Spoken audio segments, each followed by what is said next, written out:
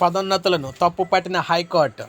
So ఇప్పుడే మనం చూసుకున్నట్లయితే వైకాపా ప్రభుత్వంలో మనం చూసుకున్నట్లయితే జారీ చేసిన జీవో కొట్టివేత, డిఈఈలుగా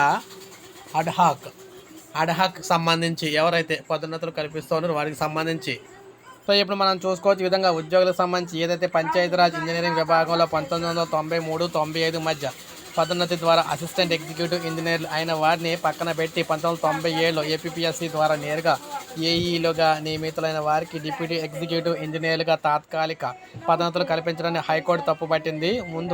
ఇందుకు సంబంధించిన వైకాపా ప్రభుత్వ హయాంలో 2021 అక్టోబర్ 5న జారీ చేసిన జీవో 71ని కొట్టివేసింది.